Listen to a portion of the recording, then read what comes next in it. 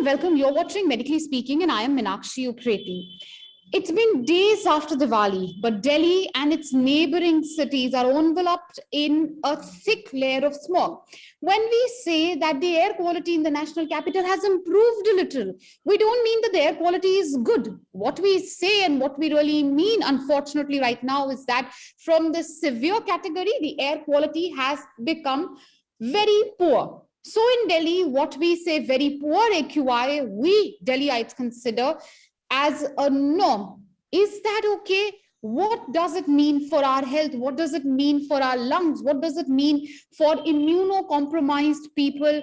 We will discuss all of that and more, and especially we'll also be looking at a solution-oriented approach in the coming half an hour to help me understand this complex topic in a very easy layman term for all of our viewers is a panel of experts who all you can see on our screen. I'd like to thank all of you for joining us. We have Dr. Sharad Joshi. He is a pulmonologist from Max. He's joined us earlier also in our programs when we've spoken very deeply about the air pollution. We have Dr. Rakesh Garg. He is of course, from AIIMS. He is an additional professor there. Dr. Sundhir Maldhania, he's a senior oncologist. And we also have Dr. Vinny Katru, she's senior consultant, respiratory critical care and sleep medicine consultant at the Apollo Indraprastha Hospitals. Now, we'll also be joined very shortly by Dr. Ravi Shekhar Jha. He is the Associate Director of Pulmonology at Fortis. He's just messaged us. He's stuck. He'll be joining us. I'm going to start, first of all, with Dr. Joshi. Dr. Joshi, help us understand really the impact this poor air quality can have on our lungs, sir. Over to you.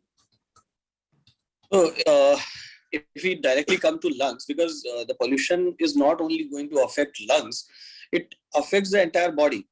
So the central nervous system, the cardiovascular system, and immune system, and even the conceived baby inside the womb is also affected by this pollution. So lungs are actually at the first defense, but definitely the entire body is affected by the pollution which we are facing right this time of the year. But unfortunately, if you see by the WHO norms, entire year we have this pollution. And we never breathe normal air, which is like a WHO index of AQI less than 50 or less than 100, right? So if we talk about lungs, definitely the asthma exacerbations are increasing in the short term.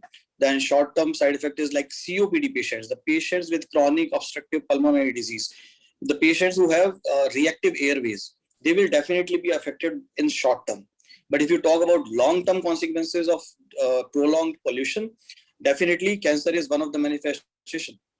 So cancer of lung, and that will be a long-term consequence of it. Okay. Even non-smokers, we are seeing an increasing trend of cancer, especially lung cancer, even in female patients who are non-smokers. So the lungs are paying the price for all this, which we are inhaling as a gas chamber. Okay, so you spoke of cancer and especially cancer of lungs, which can happen as a result, of course, of the bad quality of air, which we are all breathing. We have, of course, a senior oncologist, Dr. Maldhania, with us. Dr. Maldhania, what has been the impact of this deteriorating air quality on cancer patients, especially lung cancer patients? And I agree with you, Dr. Joshi, that the air quality remains poor mostly through the year if we, of course, go by the AQI levels which are provided by the respectable authorities. But at the same time, it's around Diwali, isn't it, sir, that we see the air quality really worsen. It comes to its worst quality, sir. Dr. Maldhania, what really is the impact which you are seeing perhaps on your patients? What are the type of ailments and issues which they are suffering with, those who already have cancer because of the deteriorating air quality these days? So first of all, I should say that the air quality is not exactly during the Diwali. You can see India has got out of 20 most polluted city in the world, we have got 13 most polluted city. And you can see the clustering of these cities, they are only in North India. Why this? You can see most important is Delhi, second comes Patna, then Ahmedabad, then Lucknow, then these are all state capitals. So that means that even in the capital, we are not safe, where there is every administrative benefits, every finance is staying there. So this is a whole year phenomena, first thing. Second thing is you have to understand why there is a more pollution and what are the contributing factors. The most important factor is industrial pollution, which is 57%. 27% is vehicles, 17% is fossil fuels, and 5% is others. So we should not blame that Diwali is All right. Sir, the factors are many, but when we speak of impact, yes, factors also is the impact. stubble burning. 70% of pollution is due to stubble burning. I agree. Yes. But what's 17, really, yeah. So what's been the impact on your patients, sir? Because we see that during this phase, because already their lungs are compromised. Because why they have got lung cancer, most common cause is because of the lung injury. What is the most common cause is smoking or maybe pollution. So already their lungs are damaged, already their lungs are compromised. In those compromised lungs, we have got a malignancy, and most common form of malignancy is stage 3 or stage 4 only. So most of the time they have pleural effusion, their lungs is already working in a very, very small amount. And now you imagine this small amount of lung which is functioning, and you are getting again impact of pollution superimposed upon this lung. So definitely it decreases the quality of life. It definitely decreases the survival. It decreases our quality of treatment outcomes. So I think that's why we are very specific for our lung malignancy, even for all malignancies, to avoid outdoors, to wear the mask, to protect themselves from the such hazardous situations.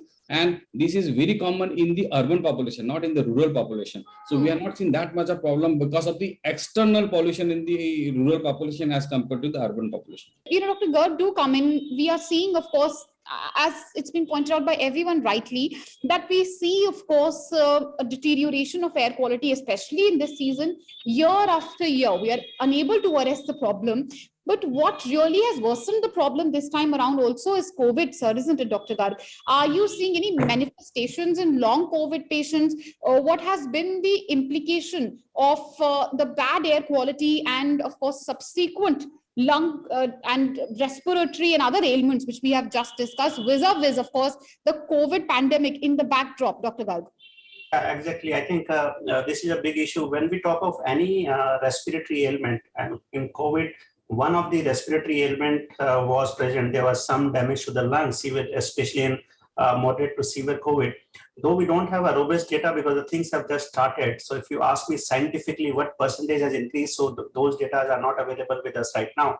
But definitely in this situation on a personal communication, yes, these patients are getting a little concerned of increasing air pollution because they will, any precipitating factor in which change of season is one, increased air pollution is second, lack of exercise is the third one. So these all parameters will lead to some effect on their quality of breathing, quality of life with respect to breathing. So yes, this has an impact. But on the other hand, we have to look for the other aspect also. It's just not when we say the air pollution is increasing in the month of, say, November, the weather is changing. It is not at this point of time. I think we also need to have a positive impact, and the message should be clear that it is the whole year efforts from our side that we keep our lungs healthy so that we can mitigate this transition very successfully. So for example, somebody was asking me very recently, the air pollution is increasing. Can I start the exercise now? I said, why are you asking this question in November? You should have started all year. So this means when somebody asks it's not safe to exercise or go for a morning walk when the air pollution is increased too much, why do we start to think of these when something is happening? Similarly, when my COVID patients were there, so moment they are discharged, even my cancer patients in the palliation, when they are discharged, we never say that you're okay, go ahead and don't do anything. No, we have to do something for them. It is the continuous functional capacity building for these patients so that their lungs are healthy and they can tolerate the stress. Stress is a part of life, Meenakshi. I think everybody knows us. And this change of weather is again a physical stress to our patient's body or our body. So we have to prepare ourselves and mitigate some measures so that air pollution can be decreased. I think that is a policy matter. But from our point of view and for the viewers who are looking for us, I think be prepared yourself because we are responsible for causing this air pollution. We are the culprit. If we are not improving it, let's work on our body so that we can tolerate it much better. Right. Of course, it's a very holistic approach. And even when we look at a solution, oriented viewpoint, it has to be, of course, a collective effort which has to be made, of course, by the government, industry, and us as individuals. I think that's a pertinent point you make, sir. But Dr. Sharad Joshi, tell us really, who would you say are the most vulnerable to the deteriorating quality of air which we are seeing in the national capital? We've spoken about immunocompromised people, perhaps elderly, younger kids. What about those who have very recently recovered from COVID, perhaps those who are suffering from long COVID symptoms, Dr. Joshi? So, Meenakshi, to understand, everybody is breathing this air. Mhm. Not the immunocompromised or the elderly or the newborns who are inhaling this. It's the gas chamber state. It's, if you see the AQI of Srinivas Puri yesterday night, it was 890. And even presently in at the Loni border, it is around 650. That's the AQI. So WHO, the World Health Organization, recognized this problem long back. 35 years ago, they released one advisory. And very recently, on 2nd of November of this year, they have released their 4th report that is called AQG, the Air Quality Guideline. So the 4th report of Air Quality Guideline of WHO clearly mentions that 98% of world population is actually exposed to bad, to have access to clean air breathing. Okay. And the second thing is that roughly since 2016 to 2021, almost 7 million people have died premature death, secondarily caused by the polluted air. I myself have done multiple debates on air pollution. We've discussed the causes, we've discussed possible solution, but nothing seems to work. What would you tell people? I agree with Dr. Garg also. All of us should take responsibility together, and all of this sounds great on paper.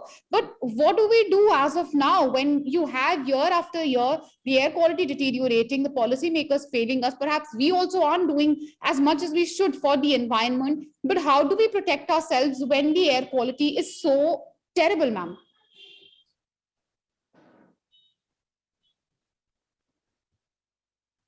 Dr. Kanthru, can you hear me, ma'am? Yeah, I can hear you. Please go ahead, ma'am. Yeah, could you please repeat the question because I got disconnected? The question was, year after year, air pollution is a topic which is much discussed. It almost sounds repetitive. I understand that all of us collectively need to do more. Sounds great on paper, but what do we do at this moment when the air quality is at its worst? Yeah, definitely. The administrative controls have to take over rather than just, talking about it. We need to do urgently something. But what we at our level can do is if we are doing morning walks during these peak hours of pollution, which is, usually in the morning and in the late evening, the air is very cold and it remains very stagnant. So morning walk goers are strongly requested to change their time of morning walk around noon or in the afternoon, preferably when they are at their workplace, when the hotter air will come in and it will rise up. So one thing is this can be done. And rather than going out into the open air, we have to shift to indoor, possibly with physical distancing, considering the COVID pandemic. Yes, of course, with COVID appropriate behavior. So these small changes can help you a lot in your daily routine.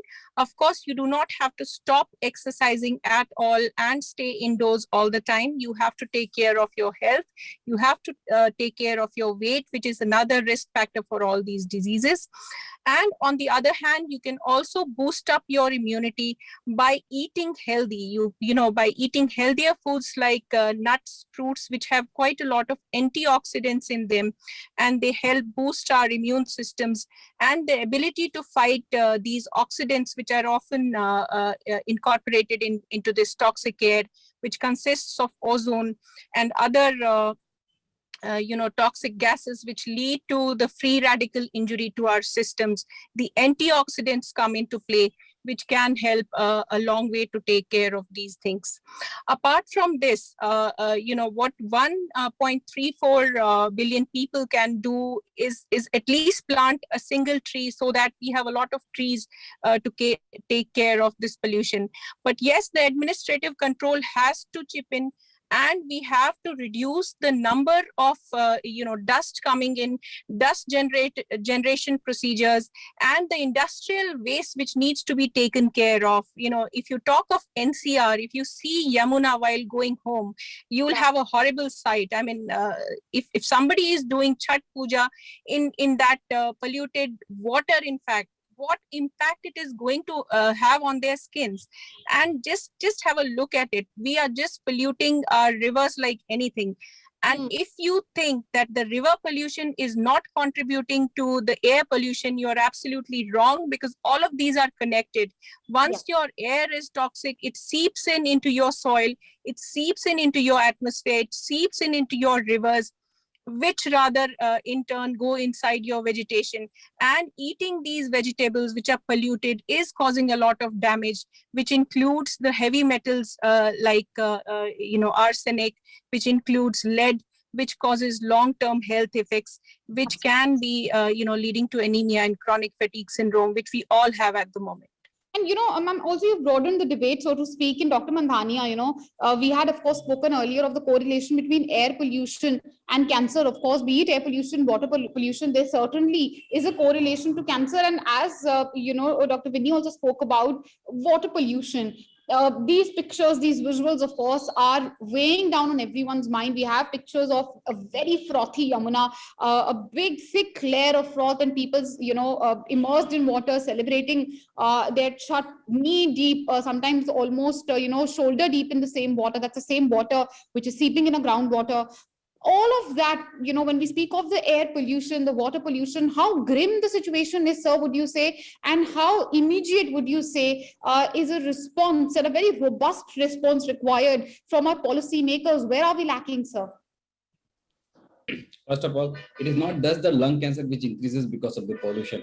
It is the nasopharyngeal malignancies or throat malignancies. There is an increased incidence, increased correlation of breast malignancies, bladder malignancies because of this. Along with that, there are a lot of other systems which are affected. So when we talk about policy, why we should blame the government? First, the things should start from our own.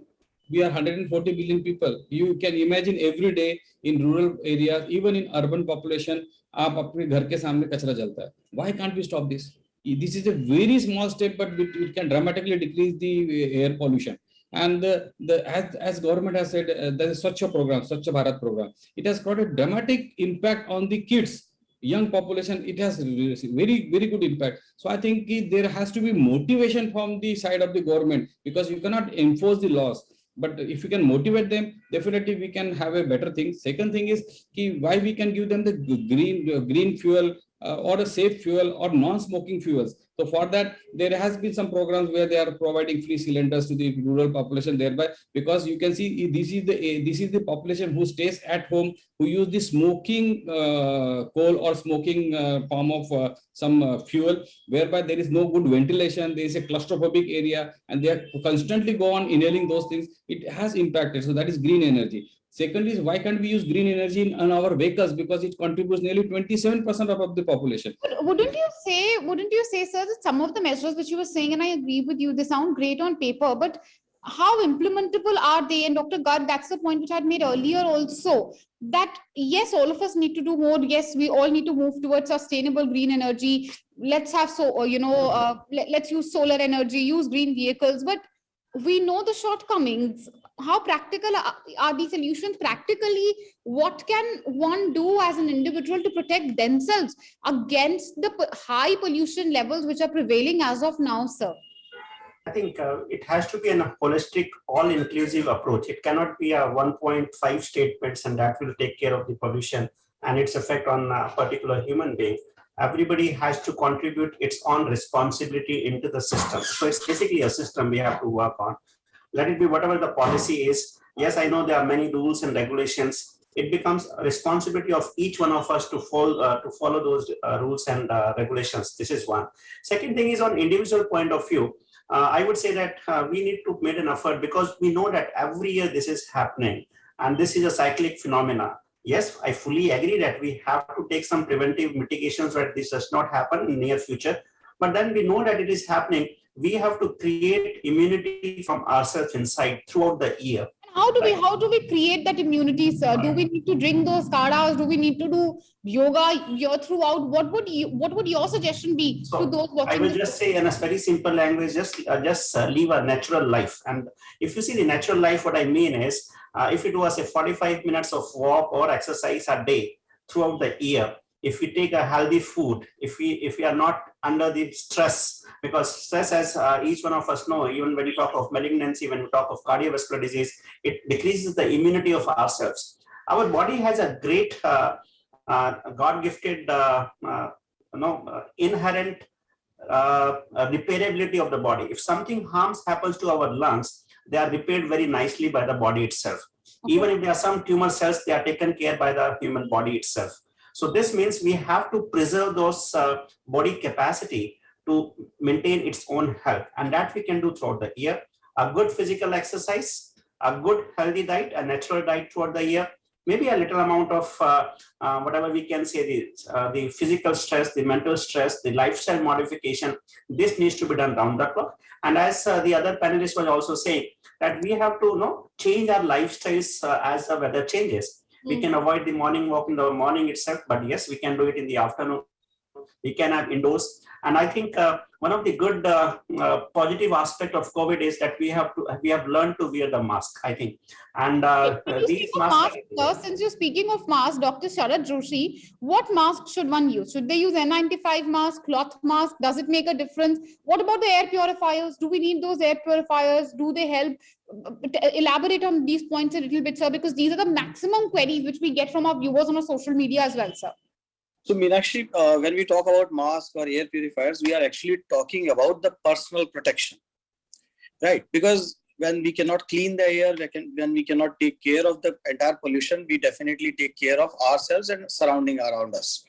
So definitely the mask is going to help, and the best of them can be N95 or N99.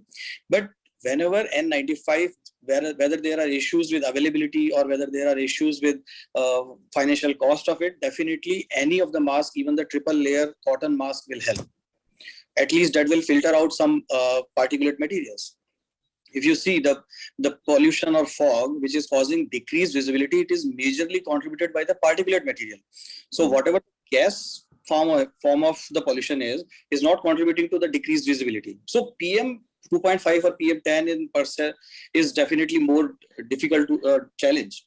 So N95 is definitely best of them, but any of the mask is helpful.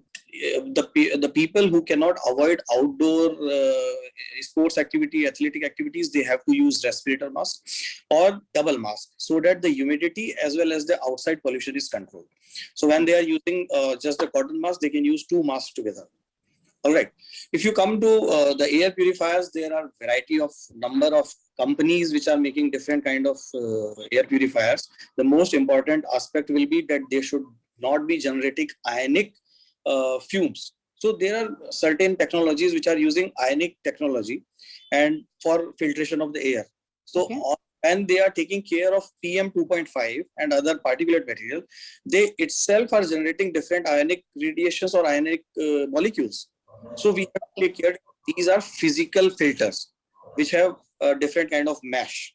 So that kind of technology should be appreciated, should be opted for. Secondly, the air purifier should be appropriate for the size of the room or the house. So these two things are to be considered very well. If you talk about scientific data, that how often or how much these things are effective, I tell you personally, in my OPD, the patients who got admitted thrice or twice in the month of November or December, when they started using vaccination, their rehabilitation, when they were exercising properly, and they started using this air purifiers at their home, they are not falling very sick. They are maintained on their regular medication. They don't need rescue, don't need emergency visits. So it's really a combination, of course, of trying to keep as clean air as possible, and of course lifestyle modifications. That's important point, sir. Dr. Vinny, since we were speaking and we are coming at the fag end of our discussion, ma'am, since we're speaking of all of pollution, just like every year we do, but this time the difference is, as I asked Dr. Garg earlier also, that it's in the backdrop of the COVID-19 infection. Ma'am, are you seeing patients perhaps who had suffered COVID-19, perhaps say with lung involvement? What has been the manifestation of the pollution on those patients, especially this season? See, per se, COVID-19, if you ask me, COVID-19 is a disease which practically involves any part of your body from, top to toe.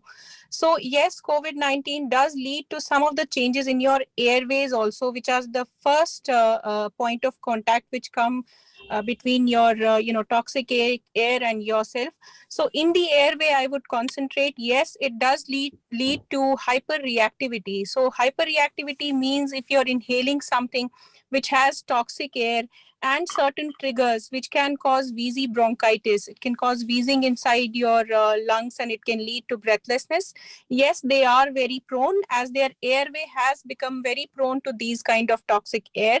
So they can get episodes of breathlessness and wheezy bronchitis. Hence, they will present to your OPD कि doctor साहब ये खांसी शुरू हुई थी और अभी जा ही नहीं रही है. So prolonged cough is one of the manifestations which can be seen in COVID-19 patients per se, or any normal patients also.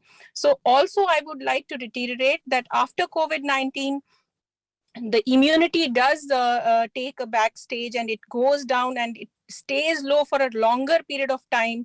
And we have seen increased number of tuberculosis patients who come to our OPD after they suffered COVID-19. So if somebody is having cough which is more than 2 weeks, which is lingering on, they have certain productive cough, they're not able to eat properly, their appetite is low, or they're losing weight, then they need to get back to their doctors to have a checkup to see if they don't have tuberculosis. And also we see a lot of respiratory illnesses during the winter months due to a lot of reasons, which can be overcrowding, the cold air, etc. So you should be sure that you are taking your annual flu vaccinations. And if you're older than 65 and if you have immunocompromised state, you have to take pneumonia vaccine, which has to be every 5 years. So these are some of the tips which can be followed. But yes, I would like to reiterate, after COVID-19, do have a follow-up with your doctor. And even if you're asymptomatic, but you have chronic lingering on fatigue, it can be a manifestation of tuberculosis.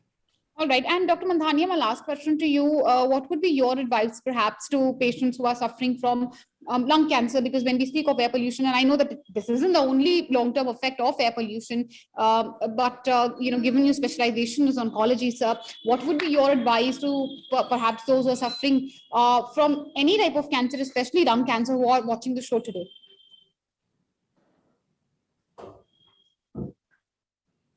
Dr. Mandhani, I think your audio is shut, sir. Your audio is off. Could you switch it on, please? Sorry. Most Yes, of the of time, course. generally the cancer patients follows guidelines very strictly. So the things which generally we should tell them to follow is very strict hygiene, very strict use of mask. Generally they wear mask because most of them are on chemotherapy. Avoid crowded places, avoid the places where there is more industrial pollution, and to have a very good scenic atmosphere in the form of, if you are in the urban areas, generally the plantation outside the house generally prevent the decrease in the particulate matter in the house. So these are the things which they should follow. And as madam has already told, avoid during this winter season to go outside during the morning hours, so as to decrease the inhalation of this toxic air which is there in the lower strata of the atmosphere. So these are my advices for them. Yeah. All right, and I'm going to give the last word to you, Dr. Garg, since, as far as AIIMS is concerned, you see a large influx of people, and we've had, of course, even the most senior doctors from AIIMS who have spoken out about how at this particular season you are seeing a large number of patients approach the hospital because of respiratory illnesses and other, of course, related ailments. My final word to you, what will you say to those? We've spoken of immunocompressed, we've spoken of those who have recovered from COVID-19, but what about those who are healthy and perhaps are not taking the issue of pollution as seriously as it should? What would be your advice to them as we close the show, sir? I think it's both hands. We have to follow the preventive strategy for our life, and all precautions, whatever it is, we have to take it, whether it is having deep breathing exercises, doing yogas, having respiratory therapies, like in the form of what I said, deep breathing exercise, some type of steam inhalation, avoid extreme exposure to the pollutions, right? As we were saying that don't have a vigorous walk or exercise when the pollution is on the peak, early morning hours when it's little damp. So avoid those things. And in addition to it, do follow the COVID appropriate behavior. And this is the season also for viral infections, which are happening in this season to a large extent. So be care of those things that follow the cough hygiene, follow the normal hygiene, so that your immunity remains best. You are not spreading infections. If you are unwell, please try to be staying at home or isolate yourself so that you are not spreading infection. So these small things will probably help you to take care of the prevalent days, and probably the air pollution with time will come down. And we hope and we wish that all of us will contribute not to increase the air pollution further on. Well, absolutely. And that's the hope with which we would like to also close the show. As far as the AQI is concerned, unfortunately, it's likely to remain in very poor category, if not severe, in the coming days as well. But that's something which we have seen over the years. What our policymakers should do, that we leave on them. But as individuals, there have been some very helpful advices and also tips which we can follow, lifestyle modifications to ensure that we protect ourselves, especially our lungs, build our immunity. This season, I hope this show has been as informative for all our viewers as it has been for me. And I'd like to thank all the experts for joining us with their opinions on the show. Thank you so much for joining us.